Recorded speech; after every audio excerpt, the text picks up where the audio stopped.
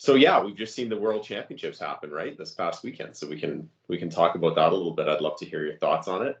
And Remco Evenepoel has won both the Vuelta a España and the World Championships within a week of one another, or 2 weeks? Yeah, maybe a couple of weeks. Yeah. Pretty crazy. 22 years old. Yeah, impressive kid. Up. Huge promise. He tons of potential. He'd been winning a lot of big races, but now all of a sudden he's really, come of age, and he is, look out. He won the World Championships convincingly, and I think the Vuelta pretty convincingly. Without, at times having to, defend in the high mountains at the end, kind of by himself. So he did a great job. Really impressive. Yeah, and how many Belgian world champions have there been? I don't know. I mean, obviously Eddie Merckx would have won. I'm trying to think of who else would have maybe been a Belgian world champion. It's not a super long list. Yeah, so we probably go back pretty far, right? Lots. Yeah. But let's see. Van Vleuten on the women's side had a great. I think she broke her elbow or something like that in one of the time trials, and then came back and won the road race. Attacked. I think I only heard this. I heard it like she attacked with like 900 meters to go to win with a broken elbow. And she did it seated. I can't even imagine. Maybe you told me that. No, that wasn't me. I guess you know about finishing races with broken bones. Oh. Not much fun. Yeah, no, that sounds absolutely awesome. But it's, I mean, the whole event seemed absolutely fantastic and really, really well done, really well put together. And I think some big news out of Canada. Isn't Montreal getting the World Championships in the next couple of years? Ooh, I don't know. That'd be cool. I think they may have secured that, so that's pretty cool. And now I'm just looking it up. So, Philippe Gilbert won Belgium in 2012. Tom Boonen, of course, has won the World Championship. Yeah, it's not as many as you might think. So Eddie won it a bunch of times. So yeah, pretty cool. But now we've got Evenepoel. Like how many guys that could win a Grand Tour are under 26 years old right now? Yeah, I was thinking about that today. It's crazy. Yeah, like I've told you before, I'm a pretty big NBA fan. I love basketball. Cycling is the same way right now. There's a crazy amount of young talent, and not everybody's going to become a super duper star, but it seems like there's like 10 people who could. It's crazy. It's unpredictable, and I like it. It keeps it exciting. Like, I'm trying to think of even some of the people that we've seen over the last couple of years, but it's absolutely wild. So that's been fun to watch. I don't know if there's any other big pro races on the calendar. I think everything's pretty much cyclocross now, right? I think we're pretty much through the season. I think they have Lombardia, the last monument. Okay. Italy. And is that next week? It's in the next week or two. Okay. Yeah. So what a fun season. I've been enjoying, partly because of the podcast, but I've been paying more attention to pro cycling than I have probably in a while. And it's been really, really fun to watch. And both on the men's and, first of all, the ladies' side is becoming more exciting because there's more coverage. So the excitement was probably there. We just didn't know about it as much, and we didn't get the kind of coverage that we could. And what I really love about this generation too is that you get to understand a lot more about people's personalities than you did in previous generations. So we've talked about social media both as friends and also on the podcast. It's not perfect. It's got a lot of pitfalls, especially for young people, I think. I've got 2 teenagers, so I'm pretty aware of trying to manage that. But there's some magic in it, right? That's a whole other podcast, man. We'll talk about that another day. But it's really cool because you feel like you know people in a different way, right? Like in your generation, we get 2 minutes after a race, you're full of adrenaline and kind of half out of your mind, and you don't really get to know people that way. But we do it in totally. Yeah, you give a few sound bites and you call it good, right? Yeah, yeah. But a lot of people do a pretty good job of letting you into their world, and then the racing becomes more exciting because you kind of you like somebody a little bit, or maybe you are kind of rooting against somebody a little bit. But that's kind of all part of the fun and the pageantry of it. So, Yeah. yeah, I think it's going to be just awesome for years to come. I would say bike race, at least road cycling right now is the most exciting it's ever been.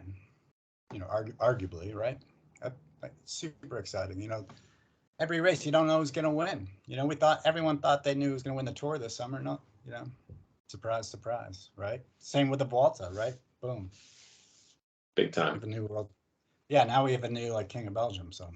Yep. And there was an interesting period of time between your generation, this generation, and there was sort of a middle generation, which would be Wiggins and Froome. I know Froome's still racing, but that gap. I lost a little bit of interest in pro cycling. I think a lot of people did. One is fatigue about doping and drugs, and for sure that's real, right? That definitely drove some people away.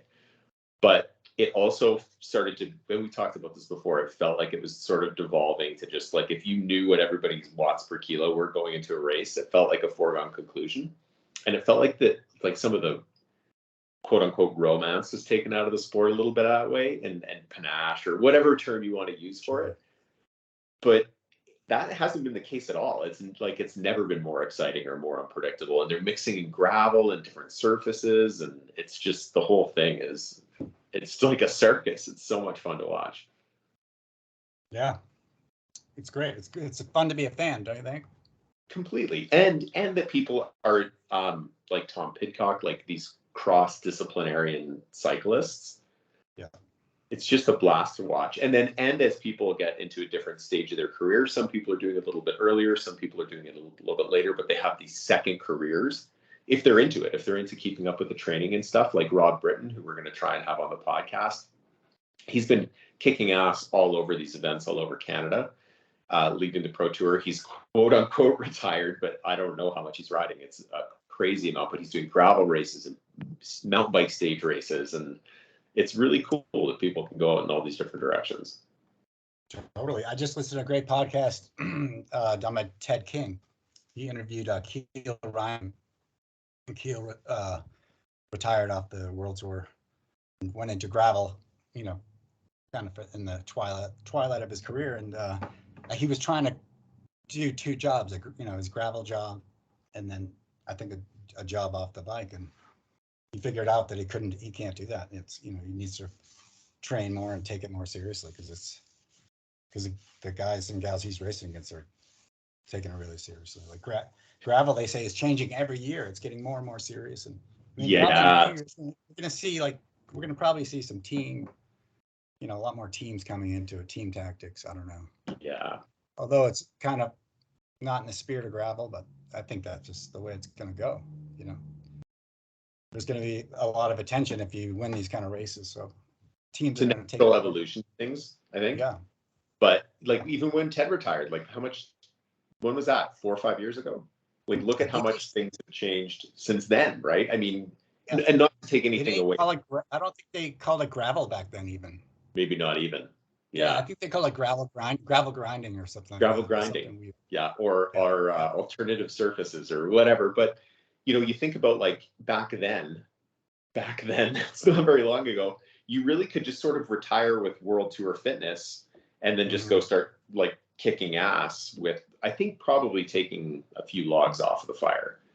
But that competition level has just gotten cranked up through the roof and has attracted so much talent that any one of these races is just a who's who of quote unquote retired pros, current pros, people taking a quick break from Europe and coming back to do, whatever, pick your Belgian waffle ride or whatever. There's some heavy hitters showing up to all of these events, and it's super fun to watch. And some of them are small grassroots events, and some of them are really big and well organized, or some of the small ones are well organized too. But yeah, it's an absolute blast as a fan, and coverage is getting better. We can do a lot more than we used to be able to do with drone footage and stuff. You used to need to have helicopters for that type of types of shots, and cycling's such a beautiful sport, but you can't appreciate it unless we get that kind of like exposure, right? Which was reserved for Grand Tours, World Championships, Olympics, and stuff like that before. But now we're starting to see it all over the place, and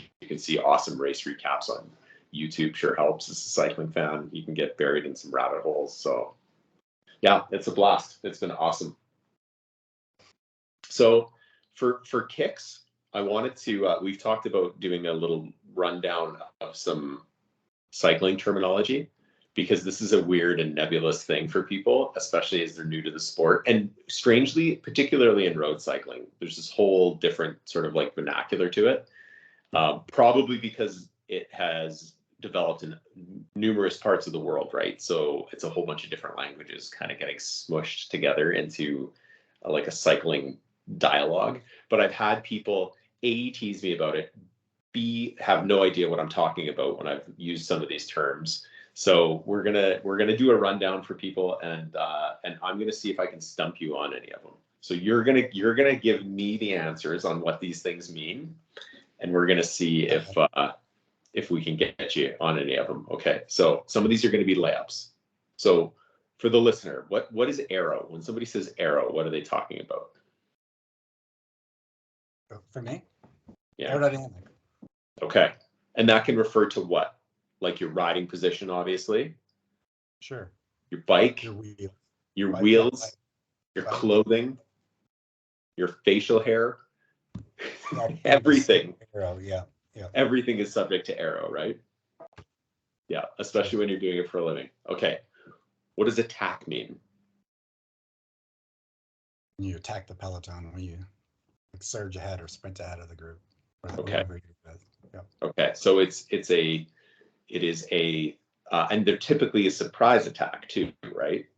So you would stand up and start. Most of the time, yeah, you try to do it as much of a surprise as possible.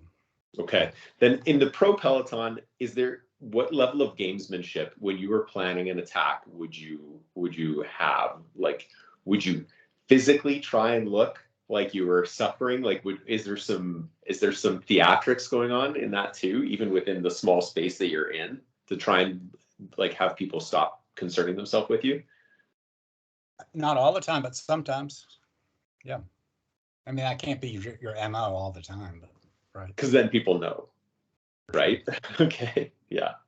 Yeah, it's interesting to me because like it's just like any other sport where there's like these subtle moves, like a basketball player with their footwork, or a quarterback and their footwork. Like there's all of these little nuances, and there clearly is too, especially within the peloton. Okay, there's two things that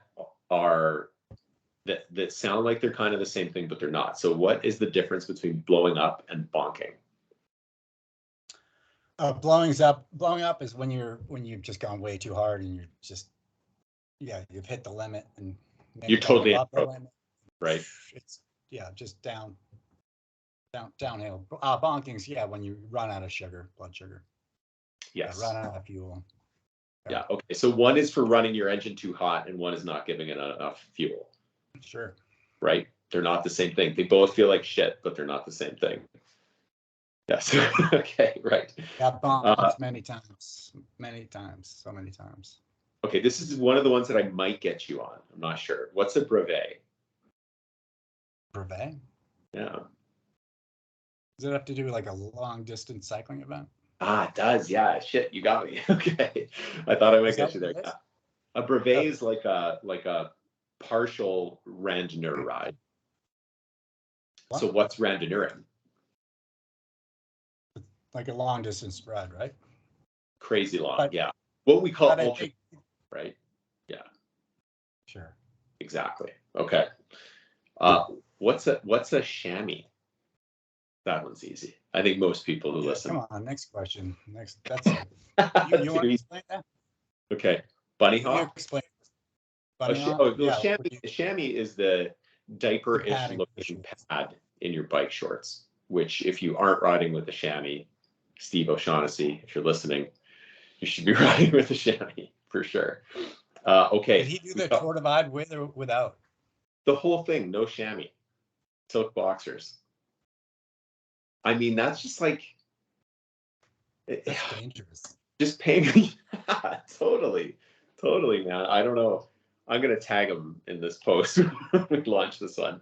I think that's just like adding a degree of difficulty that makes no sense. I don't care if you have a Brooks saddle or whatever way you've talked yourself into that making sense. That doesn't make sense. Not to me. Okay, what are matches? Matches? I mean, I always say you got one book of matches to burn in every race. Yeah.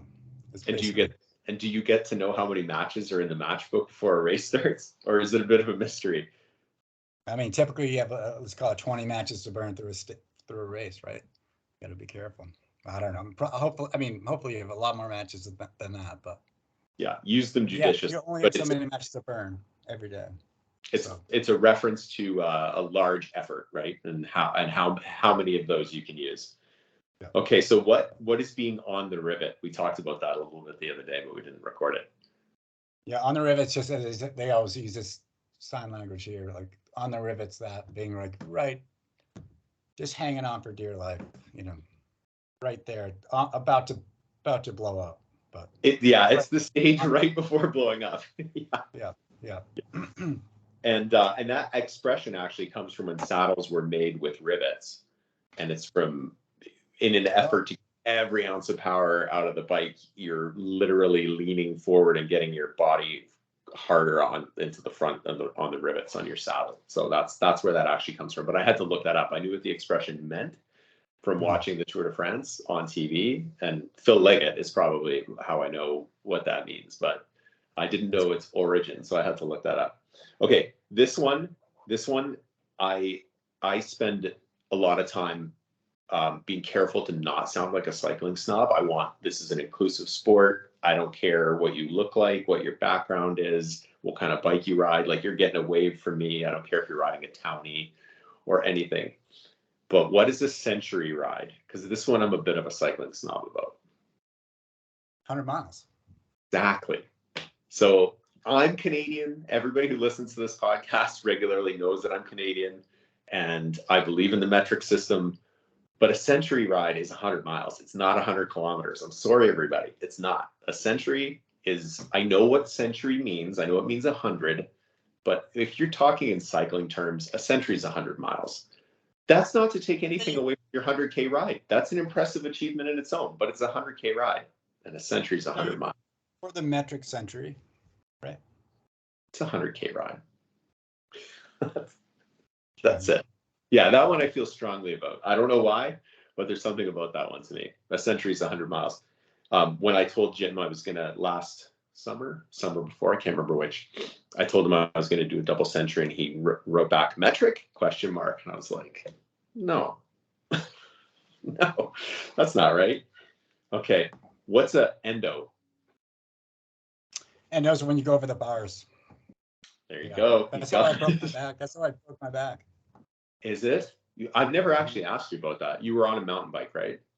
Yeah, I was training with the University of Colorado cycling team, or ski team. Were you on single track?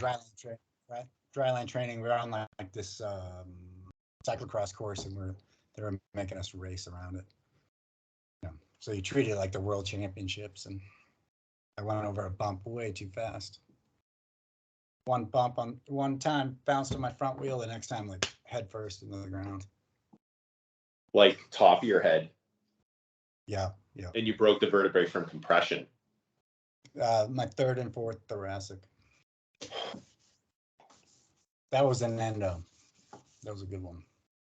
So that's what endo means. Okay, this one is subject to some debate because I think I've heard this term used in two different contexts. But what's a half wheeler? Yeah, I don't like those. Yeah. I mean, as a pro, you learn to ride. I mean, you're riding so much, 30, 40 hours a week. And when you're riding with somebody else, you try to really ride, side by side, not 2-3 inches ahead of the person next to you. When you do that, it gets really annoying. And when there are other people behind, if they're half wheeling in the front and there are people behind it, messes up the whole group. So yeah, I don't like half wheelers, but it happens, it happens.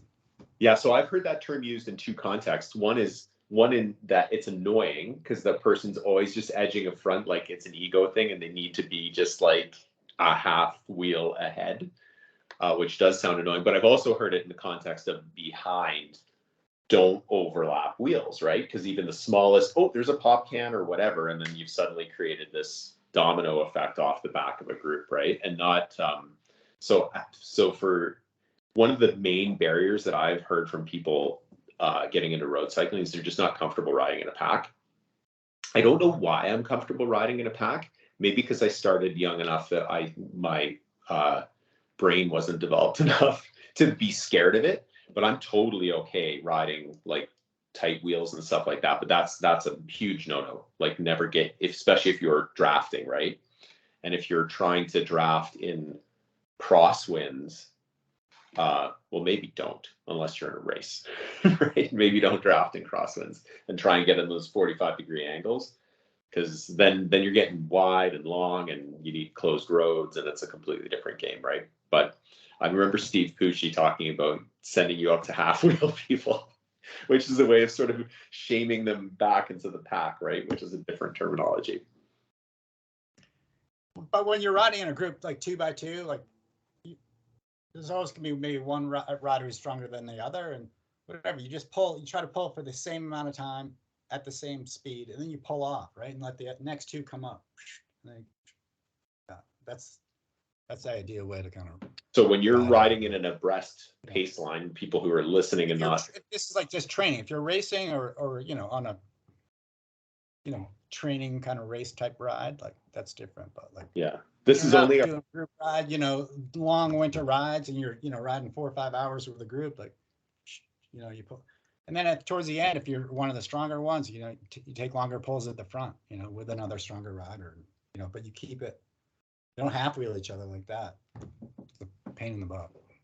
This is only our 4th video podcast, and we're already talking with our hands as though people can see us. But most people are still downloading the podcast, not watching video. So what we're doing with our hands is explaining that, like if you're riding next to each other in a pace line, right? In groups of twos rather than a singular pace line, exactly. Which is an efficient way to train. But then when you guys would do that in training, you'd both split off on opposite sides and let the followers come up the middle, and then you catch on back. Got it. Okay. Another one that has 2 different meanings. Pain cave. Yeah, pain cave's just when you're whatever, or you could also call it the hurt locker. Or, yeah. You're just in it, suffering really bad. Yes. Wanting it to end, the effort, or yeah. So that's one the common terminology, and I think when I first heard it, pain cave is a psychological place that you're in, right? Where your focus gets really narrowed and you can just only like concentrate on not getting dropped, right? You're like right about to blow up and you are in the pain cave. But I've also heard it used to describe a physical place, which is where your trainer is set up and you've built your pain cave. Oh yeah. Right? So not to be confused with one another. The different places, the psychological pain cave and there's the physical pain cave. I don't have a pain cave here at home. Do you? I do have a pain cave. Yep. Sorry. I do. Oh really? I should maybe get one for this winter. You should. You should. It's it's worth it. Were you a rollers guy? I used to do rollers a lot. Yeah. That was pre trainers, right? But now I don't have to anymore. Now, what's that? Well, you don't have it now because you don't have to. Yeah, I'd rather just get outside. Anything. It's different. I keep getting these. I think I had some scars from all that. Too much of that, because you had to ride inside. When you couldn't, you just do it all inside. And riding inside wasn't that much fun back then, Yeah, I can see it in your face that you're like done with it. Yeah. Okay, what's an LBS? LBS. Oh, I got you right at the end. Local bike shop. Oh, I like that. Okay, off the back, and on the front. What do those mean? Off the back is when you've been like kind of dropped from like the main peloton. That's when I consider being called off the back. Off the fronts, yeah, when you're maybe in a breakaway of some sort, ahead of the main peloton. Yeah, and there's about 100 terms for off the back, right? Oh, yeah. There's like the elastic snapped. There's all I've heard. I've heard a whole bunch of. Yeah, and the gruppetto. The gruppetto is like usually like the last group of some significance. Right. Like right before the what do they call it? The broom wagon, or what's the? Yeah, usually the broom wagon is not too far behind. It goes peloton, maybe second peloton, gruppetto, broom wagon. Maybe a few stragglers out the gruppetto. Yeah. I've been that guy before. The last one. Brutal. Literally last. Yeah, I know. One time, because I had like a double flat, and the team car drove right by me. I had to get in the broom wagon. Yeah, I think it was in Belgium somewhere in that like a cobble race. Can't remember the name of it. It's so funny. It's, man, like as an amateur but who has been in a real pain cave a number of times that I've put myself there. It's such a weird thing because you watch pros and everybody looks so strong, right? Like with the occasional exception, you can see that their body language has changed and that they're hurting, but everybody seems so strong. But every single account of any pro that I've ever listened to on a podcast or read their book, or everybody's got a story about how they were just agonizing and just wanted to quit so bad, but like this was a race they were quote unquote supposed to finish, right? It's on there's ones that you're sort of permissed to quit, like get to a certain point, help the team to a certain point, and then if you want to pull the chute there, you can. Yeah. But everybody, it's like every single pro has had those experiences where they're just like, oh my God, I just want to get in that car. I'm so done, right? A list of them, for sure. Yeah. How do you keep coming back? That's not on my list of questions, but like, man, how do you just scrape that away for the next race? Because you probably have another one like the next weekend, right? Yeah, I mean, I don't know. I mean, there was a lot of, as a pro, there was a lot of pressure on you to perform. You usually had 2-year contracts, right? And then you better be performing. If didn't perform in year 1, you better be performing in year 2. Yeah, you only have so much time, and and then you're motivated. It's like kind of once in a lifetime opportunity. So it's like, you weren't going to get that chance again, so you might as well give it all you got. Yeah, it's crazy. So that's the list that I had. So I want listeners to hit us up because obviously this goes long and deep. We can get into mountain biking. We can get into some gravel terminology, which is developing its whole own language around it and culture. And they're all subtle, right? Like they've all got their like little things, and some of these terminologies cross over from one to another, but not all of them. Like I've never heard a road cyclist call somebody a Fred, but I've heard mountain bikers say that. So there's like all kinds. So I'd love people to hit us up with something that we might have missed or something that you'd like us to explain, or particularly any of these like European road cycling terms that you're so familiar with. When you were a young guy moving to Europe, you probably never heard, and then you have these like an Italian screaming at you in a peloton about something, right? Like, I'm sure. Yeah, there were a lot of phrases that, and some I wouldn't want to repeat here, but we won't record. Yeah, we'll do that in a different podcast, and we'll put a big E on it. We'll swear in a bunch of different languages. That's it for this week. So we are definitely lining up a bunch of really cool guests from a bunch of different disciplines, and also some non-cyclists too, but just outdoorsy people. It's just some people who are out adventuring right now, but we're going to pin them down and get some stuff recorded and get it out to you. And if you want us to cover a topic, or if you got a kick out of this conversation, hit us up and we can continue it in another podcast. That's it. Thanks, Pete.